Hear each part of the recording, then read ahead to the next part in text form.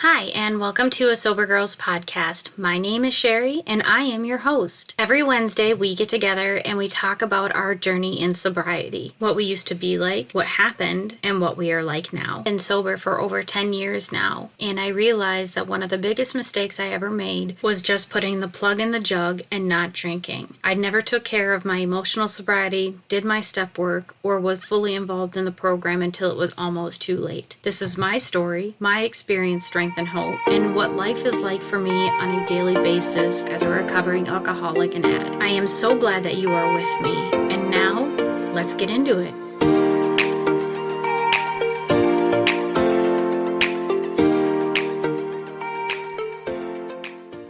What's up, fam? Happy Wednesday. I hope that you are doing well this week. Listen, I know I said that last week I was going to continue on what I was talking about in the week before, but there has been something that's come up, unfortunately, that I would love to talk to you guys about. I just don't have the option right now, and unfortunately, part of that episode kind of talked about it. So, we have to go with a whole new topic this week, which is fine with me. I've got plenty of topics and plenty of time.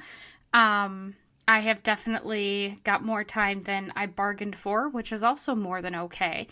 I am actually really, really happy that things have turned out the way they have. And I know that a couple of weeks ago we talked about, or if I didn't talk about it, I meant to, it might have been the other episode, but I did lose my job. And so now I'm kind of at the point in my life where I have to restructure. I have to figure out what to do next. And it's been a month now, a month since I lost my job. And that's not probably the last time I did an episode, but there was a couple of things that happened in the past 2 weeks that didn't allow me to get an episode produced, and I'm very sorry. I told you I was going to be more consistent, and we were doing really well with that, and then life happened. So, I just wanted to apologize for that, and thank you guys for continuing to come back and continuing to be here, and I just hope that even one or two of you have really resonated with what I've had to say, and if there's anything that you want to specifically hear about and talk about, I would absolutely love to hear it. I remember when I first came into the program, I think I've talked about this before, how I wanted everything right now, and I needed it right now. I needed it all.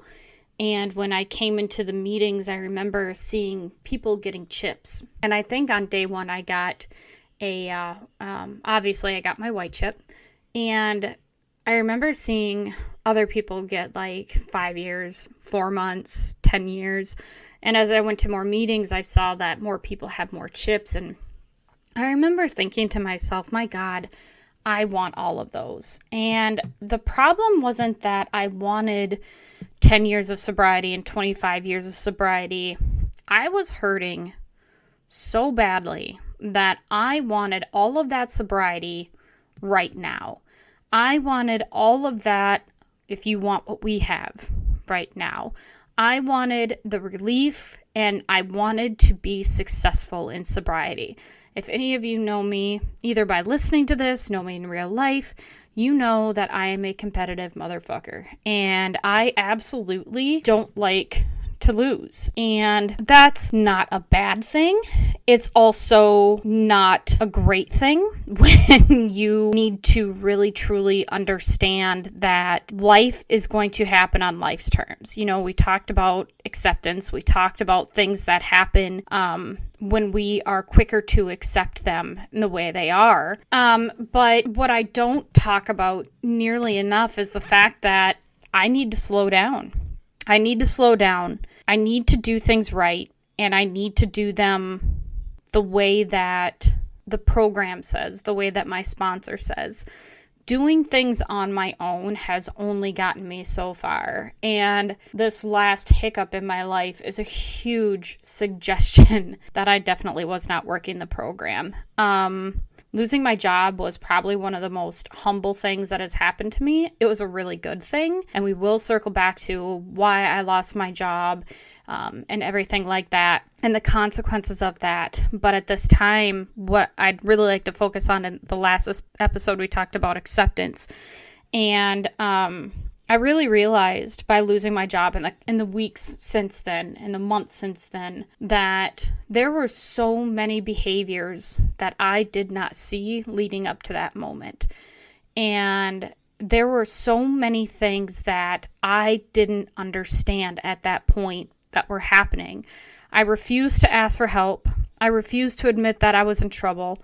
I refused to reach out. I refused to admit that my marriage, my friendships, my personal life, my work life, my spiritual life, my AA life were all falling apart. And you guys, they were huge. I mean, huge indicators that there were things going wrong that I needed to fix. And there is a story in the Bible, and I don't care if you are not Christian or Muslim or Jewish.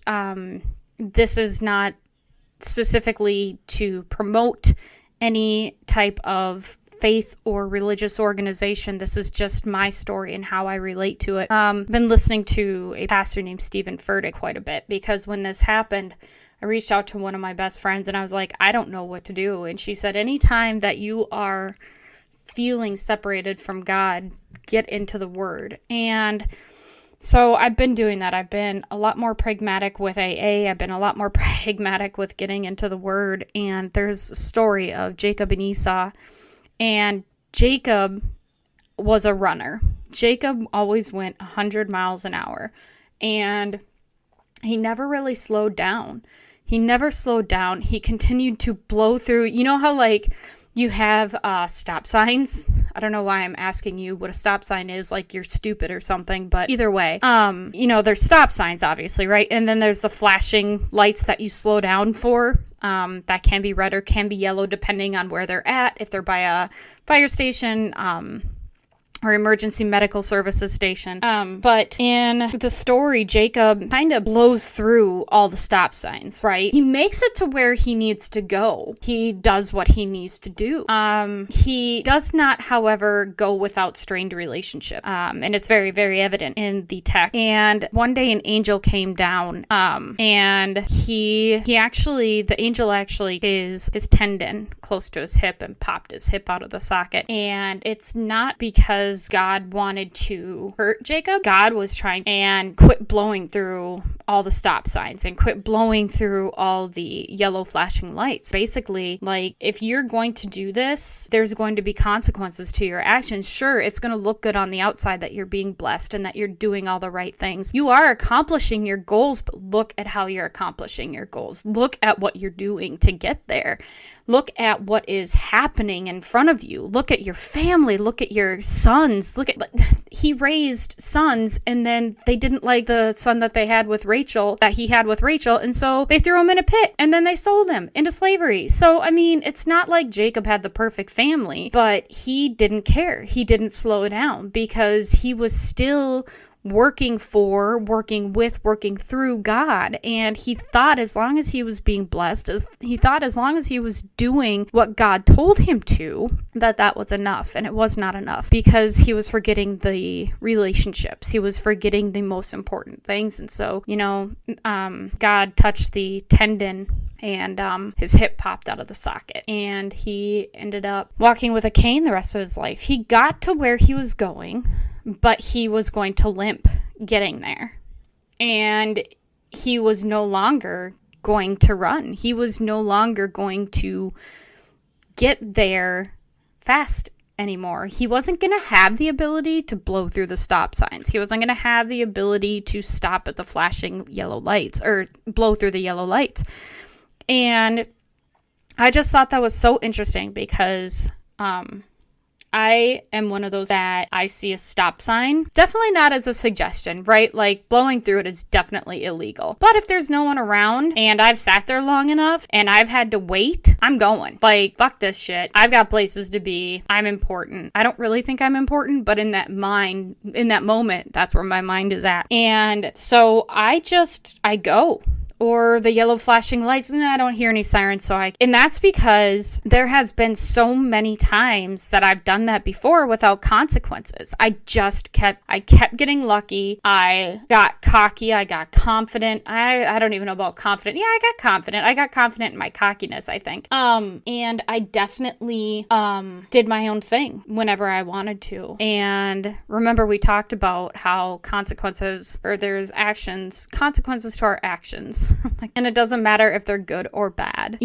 There's always going to be a consequence. And I really have realized that going through the stop signs, going through the yellow flashy light, even though I'm getting to where I'm going, I'm not happy when I get there. I'm not happy because A, I didn't put in the work, B, I didn't do it the right way, and C, there's nothing for me to look back on and go, oh my God, I'm so proud of that. I was proud of the fact that I was getting things done, but that goes back to the very first AA meeting I ever had when I saw that these people had all these coins, and I thought, like a fucking Pokemon, I was gonna catch them all. Like, oh, that dude's got 25 years, just wait until I catch up to him. Or I am going to have a 3-month chip in 28 days. Like, the concept to me of the 30 days, 60 days, 90 days, 1 year, 2 year, like that stuff was so lost on me because all I wanted was the end result. And I was willing to do the work or whatever it was to get to that next point. Well, all I had to do was not drink, right? I mean, it seems simple. I mean, the concept is really simple. Just don't drink. But it's really not that simple because it's not just don't drink for the rest of your life. It's don't drink for that 24 hours. And every now and then you hit 24 hours that are really extremely difficult. And they are unpleasant. They're miserable. They're long. They're treacherous. And even going that 5 minutes to 5 minutes is horrible. And so, yeah, I wanted a year of sobriety. Yeah, I wanted, 18 months of sobriety. I wanted all those chips because I saw that the people with the chips had happiness, and I wanted that happiness. I wanted that pain-free happiness, and I was willing to blow through any stop sign or flashing yellow light I could to get it. Because remember, when we're drinking, we're just trying to get rid of that feeling. We're trying to get rid of that feeling of inadequacy, sadness, frustration, loneliness, pain, whether it's physical, mental, or emotional. We are trying to get that next moment of happiness. And it really is not that easy. And so as I sobered up and as I started going through my first month of sobriety, I was like, oh my God, like this is not going to be easy. And it dawned on me that the rest of my life was going to be a lot of work. And it never, like I said in other episodes, like it never brought me back out of the rooms, but I definitely struggled because all I did was put the plug in the jug and I just went through the motions. I didn't do anything until like year 7 or 8, which I know a lot of you know. And so for me, a lot of it had to do with the fact that I just wanted the end result and I quit putting in the work. I have gained not a lot of weight. I mean, I have in my mind gained a lot of weight, but a lot of that comes from I had my thyroid taken out in 2018. So I don't have the same body that I used to 4 years ago. I don't have the same metabolism. I'm also 40 years old. There's a lot of things stacked up against me. So it's not an easy task to lose weight. It's not an easy task to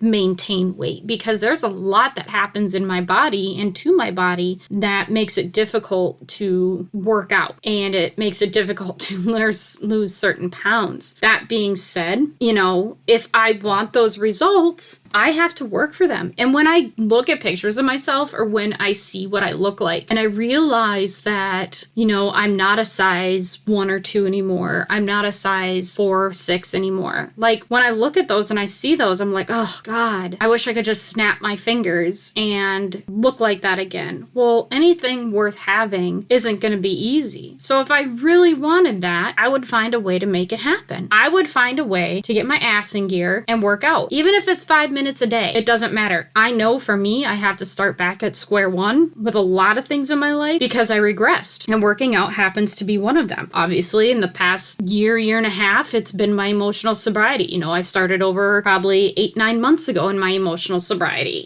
There's certain things that they take time, they take effort. And if you're not going to put in the time, if you're not going to put in the effort, you're not going to get the results that you want. And if you just get the end result without doing the work, I guarantee you are doing it wrong, because there is no easy way to attain things honestly. And I think that is one of the hardest things that I've absolutely had to learn, was that if I want something, I can ask for help in the manner of suggestions, or what would you do? Or have you been through this before? Or what would you have done? But me saying to someone, I don't know how to do this, please do it for me. No way, that's not happening. And we shouldn't live that way either. I was watching a video of a friend of mine. Her name is Anna. She is married to a football coach, and she is pregnant, and they have another little girl. And she was doing her morning routine on TikTok with her daughter, and it was like a Monday morning routine. God, they have such a better routine. They actually get up and do things.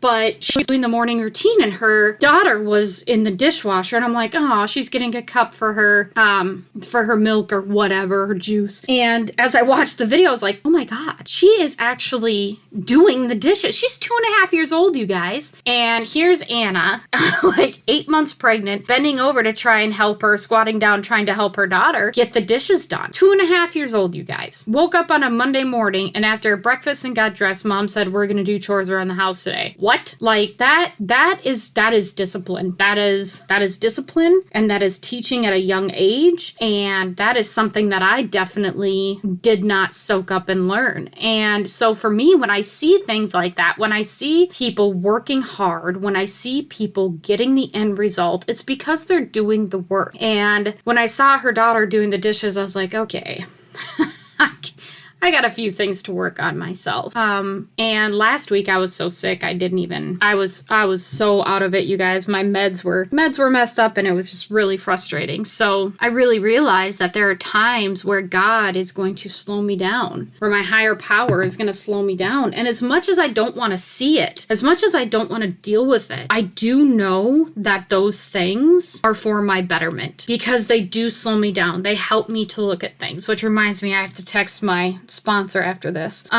Being able to stop and really look at things is really important in life. And when we are blowing through all the signs, we are missing so many things in between. We are missing things that are probably going to help us. They are going to aid us. They're going to help us grow. And yes, they might be inconveniences. When I'm on a road trip with my family, I absolutely hate stopping at the gas station, because it's an inconvenience.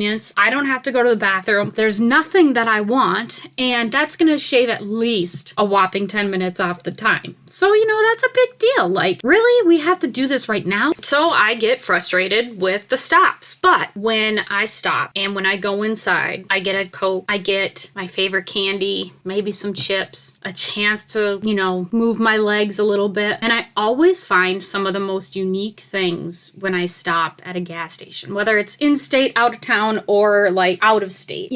There's so many unique things. And I'm not talking about just like hole in the wall, even a hole in the wall gas station. It's like from a horror movie. Like the unique thing might be, it reminded me of Michael Myers movie, and I thought I was going to get kidnapped and killed. But there's so many things in between the signs that we're not doing. And I really have never understood it more until I heard that sermon. And my light bulb just went, oh my God. Like, yep, that is completely me. That is completely me 110% me. I just want the end result. And if I just push through to this next part, I'll get it. But then I don't feel good because I either did it incorrectly, I rushed through it, I didn't do a good job. Some of that is where I really kind of, pardon me, is where I really kind of suck. I want to be done so badly that I just rush through it and then it's not a good product. And so whatever it is in my life that I'm rushing through, it's not a good product. You know, I want that end goal. I want that happiness. I want that feeling of relief and release.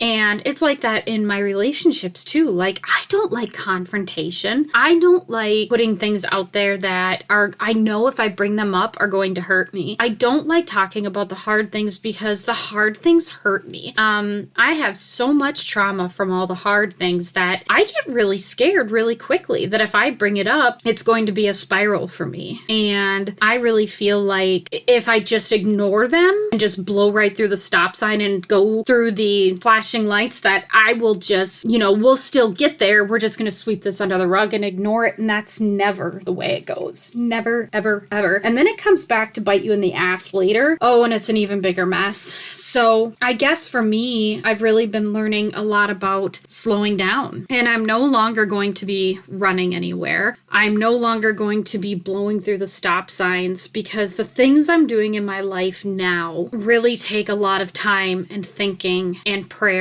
and meditation and time. Time is the biggest one. Time is the one that is absolutely just dragging its sweet fucking feet. And I know that I could complain. I know that I could be upset, but there is absolutely something to be said about how good time is being to me because I'm no longer rushing to get 85 things done. I'm no longer rushing to get to the end product. I'm actually able to take my time, focus on my passions and what I love to do and what my drive and desire is. And it's actually getting me somewhere. This morning I sat down and I wrote 25 letters to sponsors for my foundation, for my nonprofit. And I was like, wow, okay, that was a really daunting task, you guys, because I need the sponsorship and I need the money. But just calling people and being like, hey, I run a nonprofit, I want money, is not going to be the best way to do it. I have to be willing to show them this is what you're sponsoring, this is what you're getting into, and I have to put in the work. I can't just have someone do it for me because unless someone understands what I am trying to accomplish and what I am trying to do, pulling numbers, doing graphics, doing data, putting together a slideshow, doing presentations, like these are all things that I have really got to start doing because these are things that I need for my nonprofit to be successful. And when you're running a nonprofit, you can't blow through stop signs. Holy shit. Like everything has to be down to the letter. Everything has to be perfect. Everything has to be accounted for. And so I am just like, holy cow. And at some point I'm going to have to ask for outside help because I need to focus on certain things getting done first. And I need to make sure that while I'm doing that, things are running in the background. So really, me losing my job and being forced to slow down and being forced to really look at things and take out the monetary aspect of things, take out the 100-mile-an-hour lifestyle, taking out the running through stop signs and yellow flashing lights has really been something that has been really good for me, really helpful. And it sucked. There's a lot of parts that are still going to suck coming up. There are still a lot of things that are going to be impacted, but I have now the time, the tools, and the patience to work with those things. I really feel like as much as I hated losing my job, I was also just as miserable there as I was, trying to make it work. So we will circle back. I will publish that episode later, but I want to, like I said, get through a few things first before I do that episode. But I really encourage you guys to, take that time and slow down. I have a couple of people in AA who tell me they start their day at 5:30 in the morning. God damn. And they always start with prayer and meditation. And I thought, I don't have time for that. Guess what? You do now. And now I just need the discipline, the discipline to sit down and get things done. The discipline to make sure that if I want something like a connection to my higher power, I'm doing everything I can to facilitate it. If I want to do something like be more involved in AA, that I'm doing something to promote it or work with it. If I want to do something with my nonprofit and with my baseball guys, that I'm there for them when they need me and that I'm able to do certain things. There's so many things about my sobriety that I really just wasn't paying attention to. And I really am so thankful for my higher power touching the tendon of my hip and popping out my socket, because I don't think without that I would have slowed down. And God knows what I would have done, to be completely honest. God knows what kind of mistake or thing I would have let slide had I not been slowed down. So remember, not everything that happens to you comes from bad. Some things come from good too, and we have to be able to sit down and recognize those things, because if we don't, we are going to keep thinking and blaming our higher power for, why did this happen to me? Why did this happen to me? Instead of saying thank you for allowing that to happen to me. I think more times now, lately, I have been saying thank you for showing me that, because there are so many things that I've just bypassed, and I really wish I would have not, but everything is where it's supposed to be. All in God's timing, and all in our Creator's timing and what He has laid out for us. He knows what's going to happen. And so I think for me, the biggest thing is just going, okay, I trust you. And trust is not something that I do. There is not one person in this world that I can say that I trust definitively to not hurt me, alienate me, make fun of me, talk down to me. There's just no one that I trust the way I trust my higher power to take care of, and my sponsor to be honest with me. Those are things that are extremely important in my sobriety. And I am so insanely thankful for everything that has happened in the past couple of weeks. I could not be happier. I know that sounds so weird, but even with everything I'm facing and going through in my personal life, everything else is working out, and I am just glad to be here. I am thankful, and I am thankful for all of you for being patient, and we are rolling on the content now. I am doing a couple of shows at a time, so that way there will not be a drop in content, especially if I'm out of town or I get sick or anything like that. I know that's one thing that I've really learned about podcasting, is not going week to week, but actually having some in the backup. So I apologize about that. I will no longer hopefully be having weeks where I'm not producing, and we will be able to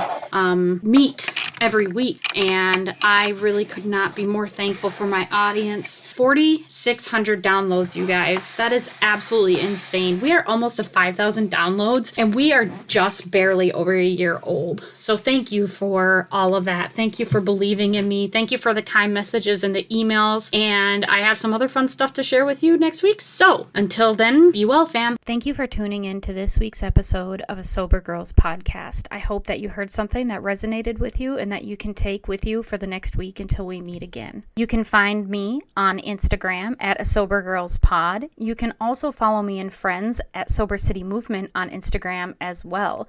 If you live in the Richmond area, follow me at Sober in Richmond, where we plan local sober meetups. Or if you're just traveling and looking for a friend in the area, there's one of us in almost every city across the continent. Struggling and need help? Just remember that you are not alone. You can reach out to me and any of my friends on Instagram, send us a message, or if you are in immediate need of help, please search out your sponsor, the closest sober friend, or go online to aa.org to find a meeting that you can attend. There are also Zoom meetings, which you can find on aa.org as well. Have a safe week, and until next time, fam, be well.